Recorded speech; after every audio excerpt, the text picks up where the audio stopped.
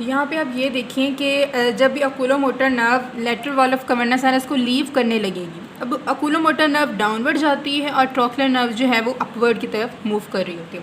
अब जब oculomotor nerve यहाँ से लीव करने लगी कवर्नस साइनस की लेटरल वॉल को, तो ये दो डिवीजन के अंदर डिवाइड हो जाएगी, अपर डिवीजन, लोअर डिवीजन, या फिर अपर रेमस और लोअर रेमस के अंदर ये डिवाइड हो जाएगी। फोर जो है ऊपर की तरफ चली जाएगी।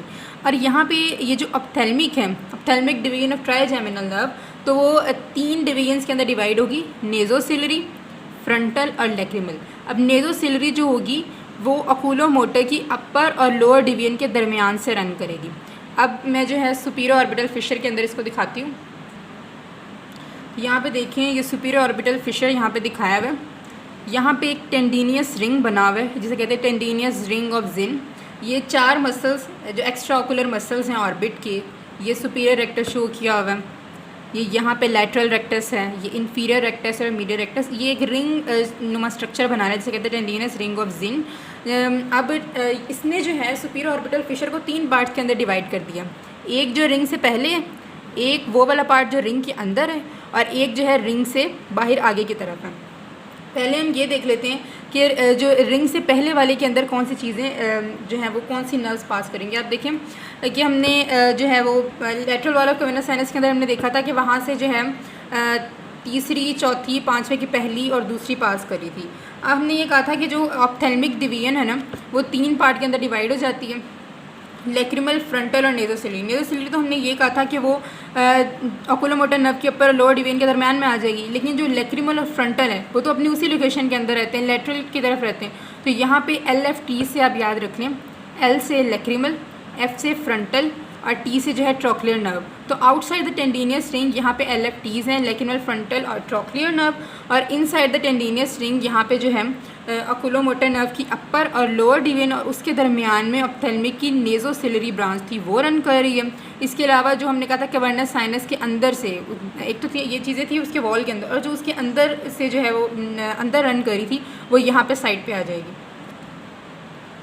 अब उसके बाद ये वाली डायग्राम देखें, ये वही सुपीरियर ऑर्बिटल फिशर है, यहाँ पे लैक्रिमल, फ्रंटल, ट्रोक्लियर, और ये जो है ये एब्ड्यूसेंट है, यहाँ पे अपर डिवीजन, ये lower division of oculomotor nerve और दरमियान में नेज़ोसिलरी है।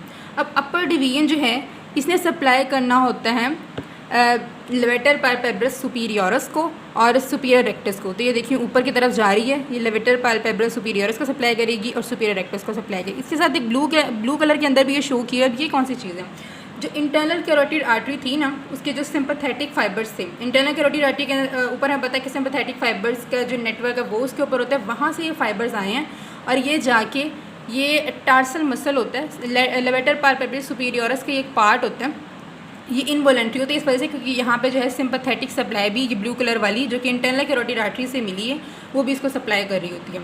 उसके बाद ये इसकी लोअर डिवीजन है, लोअर डिवीजन ने जो है मीडियल रेक्टस को सप्लाई करना है, इंफीरियर ऑब्लिक को सप्लाई करना है और इंफीरियर रेक्टस को सप्लाई करना है। ये यहाँ पे दिखाया है सप्लाई कर रही है। उसके बाद हमें ये ब्लैक कलर से एक चीज़ नज़र आ रही है जो कि विस्रोमोटर फाइबर्स हैं।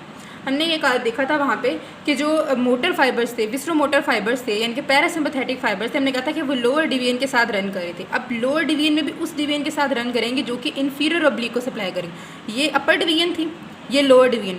लोअर डिवीजन तीन पार्ट में डिवाइड हुई, मीडियल रेक्टस को सप्लाई कर रही है, इंफीरियर ऑब्लिक को सप्लाई कर रही है और इंफीरियर रेक्टस को सप्लाई कर रही है। अब वो जो कि इंफीरियर ऑब्लिक की तरफ जाएगी उसके साथ जो विस्रोमोटर फाइबर्स या पैरासिम्पैथेटिक फाइबर्स की तरफ जाएंगे और इससे पहले कि वो मसल को सप्लाई करे वहाँ से लीव कर जाएंगे और आगे यहाँ पे हमें सिलरी गैंग्लियन नज़र आएगा। वहाँ पे जाके ये पैरासिम्पैथेटिक फाइबर्स सिनैप्स करेंगे, फिर पोस्ट सिनैप्टिक फाइबर्स यहाँ से ओरिजिनेट करेंगे और जो पोस्ट सिनैप्टिक फाइबर होंगे इसे हम शॉर्ट सिलरी नर्व कहेंगे।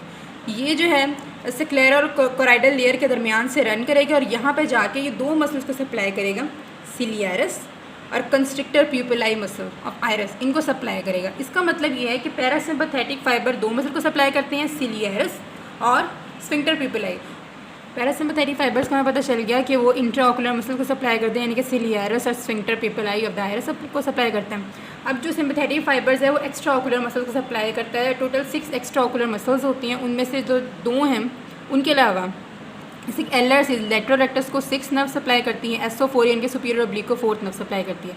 इसके अलावा जो superior rectus, medial rectus, inferior rectus और इंफीरियर ऑब्लिक है, इनको सप्लाई करती है ओकुलोमोटर नर्व के सिंपैथेटिक फाइबर्स। अब क्लिनिकल्स देख लेते हैं। अगर सिंपैथेटिक फाइबर्स का डैमेज होगा, क्योंकि वो एक्स्ट्रा ऑकुलर मसल को सप्लाई करते हैं, तो इससे होगा एक्सटर्नल ऑप्थेल्मोप्लीजिया। अगर पैरासिम्पैथेटिक फाइबर्स का डैमेज हुआ तो वो इंट्रा ऑकुलर मसल को सप्लाई करते हैं, इसकी वजह से यहाँ पे होगा इंटरनल ऑप्थेल्मोप्लीजिया।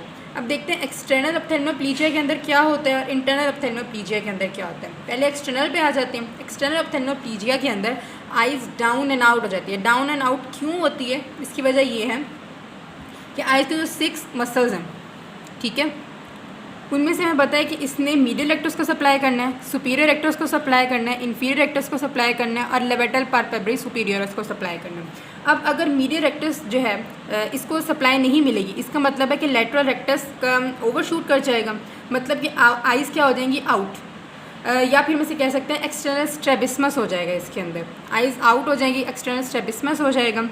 सुपीरियर रेक्टस और इंफीरियर रेक्टस जो हैं आइज़ को डाउनवर्ड मूव करवाते हैं, सुपीरियर रेक्टस और इंफीरियर ऑब्लिक जो है आइज़ को अपवर्ड मूव कराते हैं। तो अगर इनका डैमेज हो जाएगा तो आइज़ जो है वो डाउनवर्ड हो जाएंगी, इस तरह से आइज़ डाउन एंड आउट हो जाएगी। इसके अलावा लेवेटर पाल्पेब्री सुपीरियरस को भी सप्लाई करता है, इसकी वजह से टॉसिस हो जाएगी। इसका मतलब है कि जब सिंपैथेटिक फाइबर्स का डैमेज होगा तो इससे हमें आइज़ डाउन एंड आउट मिलेगी, इसके अलावा टॉसिस भी मिलेगी। लेकिन अगर पैरासिम्पैथेटिक फाइबर्स का डैमेज होता है तो वो इंट्राऑकुलर मसल को सप्लाई कर रही हैं, जो कि कंस्ट्रिक्टर प्यूपिलाई और सिलियारस हैं।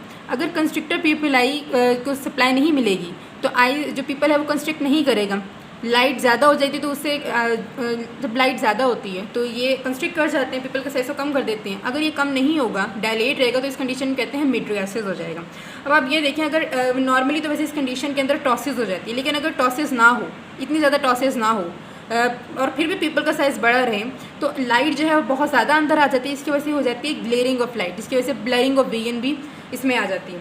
अब अगर सिलियारस मसल का काम ये होता है कि जब कोई चीज़ दूर से नज़दीक की तरफ आती है तो अकोमोडेशन करवाता है। अब अगर इसको सप्लाई नहीं मिलेगी तो इससे अकोमोडेशन नहीं होगी, यानी लॉस ऑफ अकोमोडेशन या साइक्लोप्लीजिया हो जाएगा, इसकी वजह से ब्लरिंग ऑफ विजन भी हो जाती है।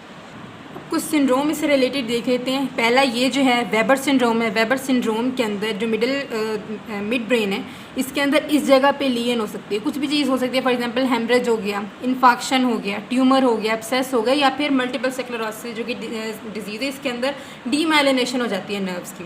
तो अगर यहाँ पे डैमेज हो गया तो इसके अंदर देखें यहाँ से जो फाइबर्स निकले उनका डैमेज हुआ, और साथ में अकुलोमोटर नर्व जो यहाँ से निकली थी इसका डैमेज हुआ। अब अकुलोमोटर नर्व क्योंकि ये जो है डेक्सेट नहीं करती तो इस वजह से इप्सिलैटरल साइड पे हमें थर्ड नर्व पाल्सी मिलेगी, और ये वाले फाइबर्स यहाँ से TCF इसे कहते हैं, temporopontine fibre, cortico spinal cortico nuclear fibre और फ्रंटोपोंटाइन फाइबर। अब ये अगर नहीं जाएंगे, ये जो है डैमेज हो जाएंगे, तो ये इन्होंने क्योंकि डेक्सेट करना होगा ऑपोजिट साइड पे, इस वजह से ये कॉन्ट्रालेटरल हेमीपैरेसिस या हेमीप्लेजिया हो जाएगा इसके अंदर। तो ये था वेबर सिंड्रोम। वेबर सिंड्रोम के अंदर देखिए इस जगह पे जो है इन्फेक्शन होता है, कोई भी चीज़ डैमेज होगा तो फिर ये होगा। और दूसरा सिंड्रोम जो है वो बेनेडिक्ट सिंड्रोम है। बेनेडिक्ट सिंड्रोम के अंदर देखें इस जगह पे लिगेंड प्रोड्यूस हो जाती है। कॉजेज़ वही सेम हो सकते हैं। अब यहाँ पे देखिए कौन कौन सी चीज़ की जद में आई है।